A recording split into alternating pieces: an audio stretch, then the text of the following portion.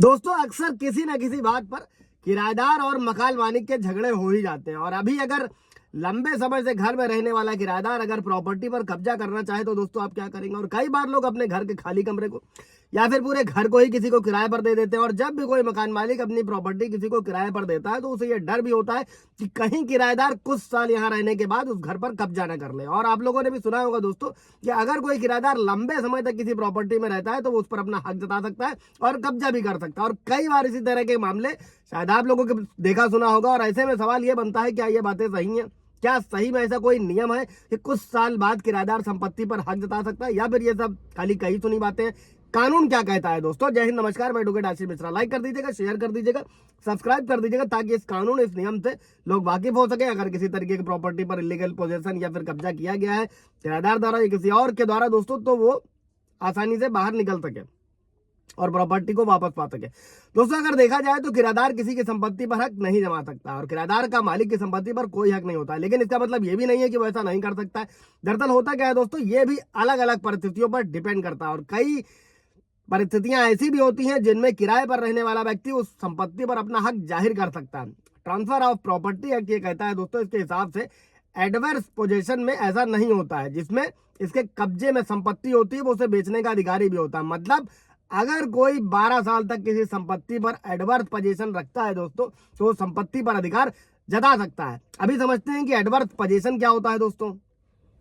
For example मान लीजिए दोस्तों किसी व्यक्ति ने आपके जानकार को जो है अपनी प्रॉपर्टी रहने के लिए दे रखी है और उस व्यक्ति को वहां रहते हुए 12 साल से ज्यादा का समय हो गया है, तो वह व्यक्ति उस संपत्ति पर अपना अधिकार भी जमा कर सकता है दोस्तों। वहीं अगर मकान मालिक समय समय पर किराएदार से रेंट एग्रीमेंट बनवा रहा है तो उन्हें कोई दिक्कत नहीं होगी और ऐसी स्थिति में कोई भी व्यक्ति मालिक की संपत्ति पर कब्जा नहीं कर पाएगा। अभी ये भी समझते हैं दोस्तों कि कब्जे से कैसे बच सकते हैं। ऐसे में आपको क्या करना है, अपने घर को जब भी आप किराए पर देने जा रहे हैं तो मकान मालिक के लिए सलाह है कि उस समय पर रेंट एग्रीमेंट बनवाते रहें।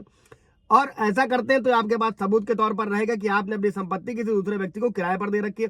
और इस स्थिति में कोई भी किराएदार उस संपत्ति का मालिक नहीं हो सकता। और सुप्रीम कोर्ट के फैसले के हिसाब से दोस्तों जो लिमिटेशन एक्ट है 1963 के तहत निजी अचल संपत्ति पर जो लिमिटेशन की वैधानिक अवधि है वो 12 साल है। इसीलिए लीव एंड लाइसेंस एग्रीमेंट भी आप लोग रेंट एग्रीमेंट बनवाते हैं तो उसको रजिस्टर्ड जरूर कराएं, बेटर है लीव एंड लाइसेंस एग्रीमेंट बनाएं। इसमें मैक्सिमम राइट्स अधिकार जो होते हैं वो मकान मालिक के पास में होते हैं दोस्तों। और जो सरकारी अचल संपत्ति है उस मामले में ये 30 साल की जो है टाइम लिमिट है और ये मियाद कब्जे के दिन से शुरू हो जाती है। और ये भी समझिएगा कि अगर किसी व्यक्ति ने अचल संपत्ति पर 12 साल से अधिक समय से कब्जा कर रखा है तो कानून भी उसी व्यक्ति के साथ में है दोस्तों। और अगर किराएदार किराया ना दे तो उसका बिजली और पानी का कनेक्शन बिल्कुल भी ना काटे दोस्तों, जो लोग अमूमन करते हैं। ऐसे में क्या वो व्यक्तिगत रूप से अपना कनेक्शन ले सकता है और प्रॉपर्टी के कागज हमेशा अपने नाम से बनवाए। अगर ऐसा नहीं होता है तो किराएदार आपको परेशान कर सकता है। और प्रॉपर्टी खाली कराना ही अगर आपको, तो आप किराएदार पर दबाव बनाएं। इसके लिए पुलिस की मदद ले सकते हैं, किराएदार को घर खाली करने का नोटिस भेजें।